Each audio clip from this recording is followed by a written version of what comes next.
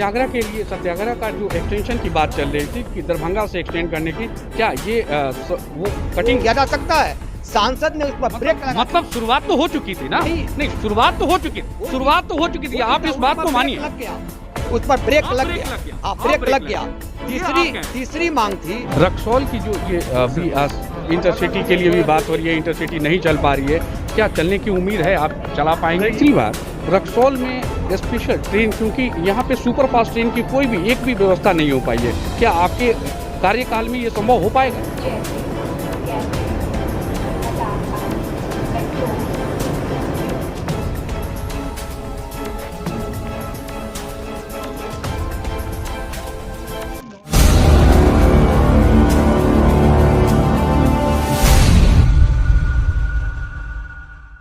रक्सौल की जो ये अभी इंटरसिटी के लिए भी बात हो रही है, इंटरसिटी नहीं चल पा रही है, क्या चलने की उम्मीद है? आप चला पाएंगे? देखिए, मैं पहले भी सबसे कह रहा था, अभी देखिए 2 महीने पहले कुछ भी नहीं चल रहा था। क्यों नहीं चल रहा था? कोरोना था।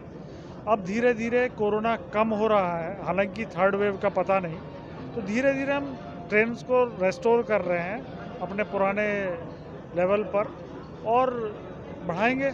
अभी कितनी, तब से 2 महीने में कितना देख लिए आप, बढ़ चुकी हैं, तो अभी जो रुकी हुई है वो भी धीरे धीरे चलेंगी।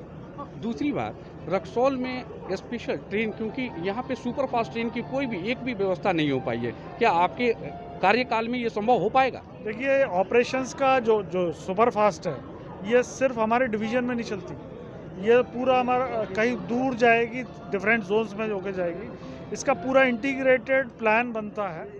तो यहाँ से जो भी बिहार से कितनी जा रही हैं ट्रेन्स, ओवरऑल कितना यहाँ पर लोड है, इसको कंसीडर करते हुए यहाँ से प्लान बनाया जाता है। एक पर्टिकुलर स्टेशन या एक लोकेशन से नहीं बनता।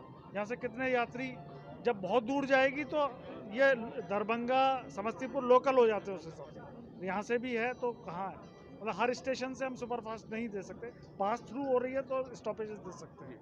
सत्याग्रह का जो एक्सटेंशन की बात चल रही थी कि दरभंगा से एक्सटेंड करने की, क्या ये वो कटिंग हो गया? उसकी बात वो अभी मेरे को स्पष्ट नहीं है, मैं देखूंगा। मैं नया हूँ अभी, मेरे को पता नहीं क्या है। ठीक, धन्यवाद sir. Doctor professor Anil Kumar Sinha, जो आज 2 नंबर प्लेटफॉर्म पे मैं देखा काफ़ी भीड़ में आपने यहाँ आके और डीआरएम साहब को अटेंड किया और आपने ज्ञापन सौंपा। उस ज्ञापन में क्या क्या बातें हैं, आखिर क्या क्या?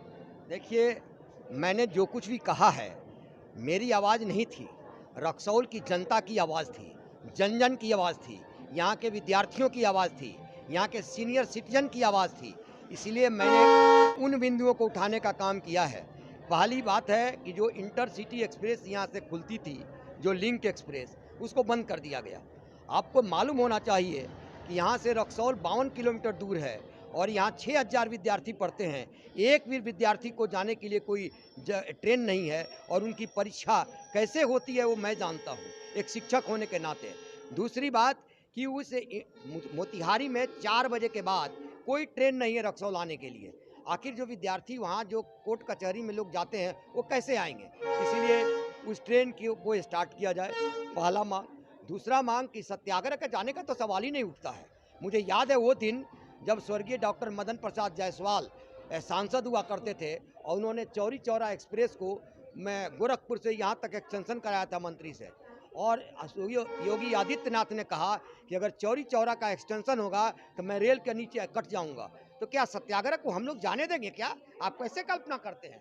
इसलिए सुनिए, इस विषय पर भ्रम नहीं होना चाहिए। इसलिए कि रेलवे ने फिजिबिलिटी मांगा था कि क्या उसका एक्सटेंशन किया जा सकता है, सांसद ने उस पर ब्रेक लगा। मतलब शुरुआत तो हो चुकी थी ना? नहीं, शुरुआत तो हो चुकी थी। आप इस बात को मानिए। लग गया, उस पर ब्रेक लग गया। हाँ, ब्रेक लग गया।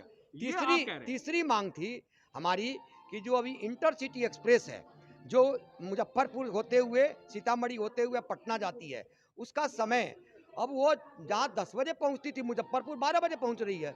जो रक्सौल में 9 बजे पहुँचती थी वो 12:30-1 बजे रात में पहुँचती है। ये तो अमानवीय है। दूसरी बात कि 21वीं शताब्दी में जी रहे हैं हम, और 21वीं शताब्दी में और उसमें शौचालय नहीं है और महिलाओं का और सीनियर सिटीजन का क्या हाल होगा? इसलिए मैंने कहा कि उसमें लागू किया जाए। ये चौथी बात है कि ये जो ये इंटरसिटी ये सत्याग्रह जो है उसमें पेनेट्री कार नहीं है, उसकी व्यवस्था किया जाए। ये हमारी 5-6 मांगे थी।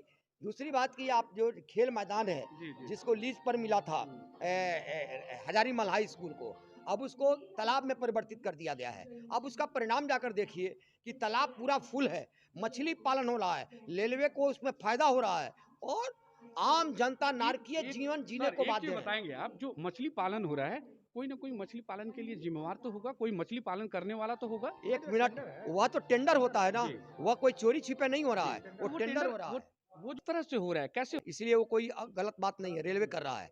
लेकिन उसका जो पानी जाकर के गाँव में घरों में घुस रहा है, ये गलत है।